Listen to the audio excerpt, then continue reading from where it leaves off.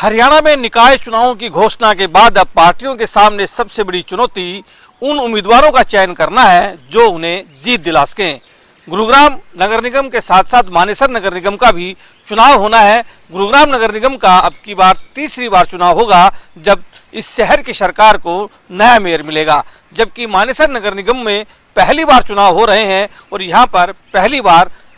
शहर को अपनी सरकार मिलेगी और नया मेयर मिलेगा। बीजेपी की बात की जाए तो दोनों बार ही हम कह सकते हैं कि बीजेपी का मेयर कहीं ना कहीं गुरुग्राम नगर निगम में रहा है, क्योंकि शुरुआत में जब नगर निगम बना था गुरुग्राम का तो पहली बार जो मेयर बने थे विमल यादव मेयर बने थे, जो कि उस वक्त कांग्रेस पार्टी में थे। और चूंकि यहाँ के जो सांसद मौजूदा सांसद है राव इंद्रजीत सिंह, वो भी उस दौरान कांग्रेस पार्टी में ही थे, लेकिन उसके बाद उन्होंने भाजपा ज्वाइन कर ली। तो उसके साथ साथ जो नगर निगम के मेयर थे उन्होंने भी भाजपा ज्वाइन कर ली और एक तरह से भाजपा का इस नगर निगम पर कब्जा हो गया।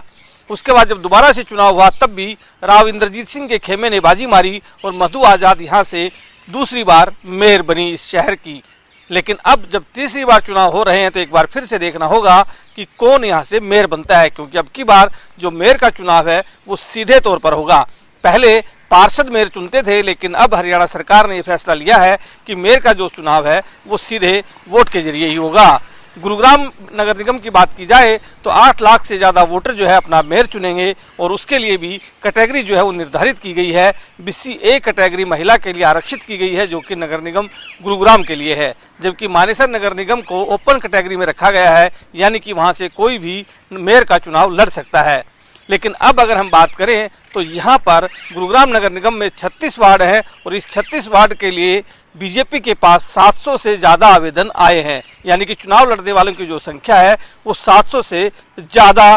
पहुंची है जो आवेदन कर रहे हैं और भाजपा से टिकट मांग रहे हैं। अब बड़ी चुनौती भाजपा के सामने यही है कि इन 700 जो आवेदक हैं उनमें से 36 लोगों का चुनाव करे और उन्हें टिकट दे। मौजूदा तौर के ऊपर भी अगर हम बात करें तो बीजेपी का इस नगर निगम पर एक तरह से मेयर रहा है, तो अब देखना ये होगा कि जो मौजूदा पार्षद है क्या उन्हें टिकट मिलेगी या फिर उनकी टिकट कटेगी। इसके साथ साथ अगर मानेसर नगर निगम की बात की जाए तो वहाँ पर 20 वार्ड हैं और करीब 300 से ज़्यादा आवेदन वहाँ भी आए हैं, यानी कि वहाँ भी एक तरह से पार्टी के सामने एक बड़ी चुनौती होगी कि उन 20 उम्मीदवारों का चयन करना, क्योंकि हर एक उम्मीदवार कहीं ना कहीं अपने लिए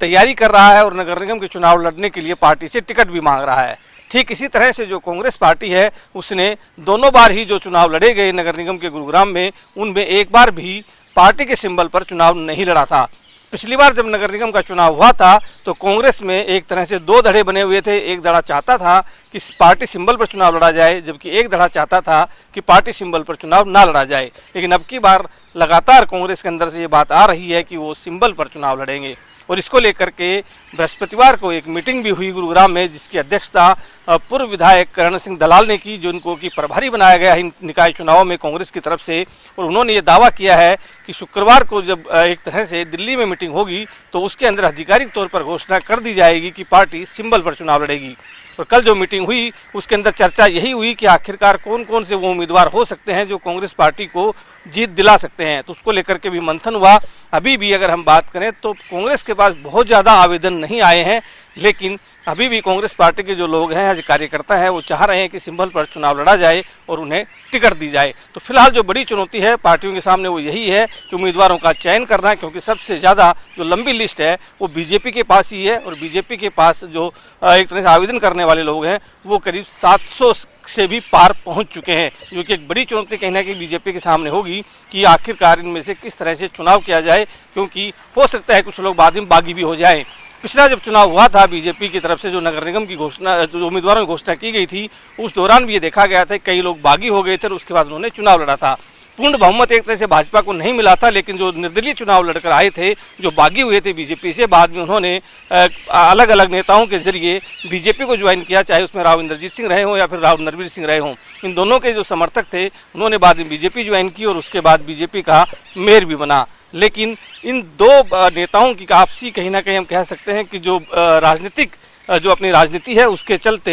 जो सीनियर डिप्टी मेयर का पद था वो बीजेपी के खाते में नहीं आया, जबकि उनके पास पूर्ण बहुमत था। उसके बावजूद ये पद जो है निर्दलीय के पास चला गया था, क्योंकि निर्दलीय ने कहीं ना कहीं एक तरह से कह सकते हैं कि बीजेपी के जो राव इंद्रजीत सिंह हैं उनके खेमे के जो लोग थे उनकी मदद की थी। और उस वक्त राव नरबीर सिंह ने एक बयान जारी कर भी कहा था कि भीतरघात हुई है और इसी वजह से सीनियर डिप्टी मेयर का पद जो है वो भाजपा के खाते में नहीं आया। तो अब हम कह सकते हैं कि अब जब नगर निगम चुनावों की घोषणा हो गई है तो अब पार्टियों के सामने बड़ी चुनौती अपने उम्मीदवारों का चयन करने की है और माना जा रहा है कि जल्द ही दोनों ही बड़ी पार्टियां अपने अपने उम्मीदवारों की घोषणा कर देंगी। धर्मेश शर्मा, न्यूज़ 18, गुरुग्राम।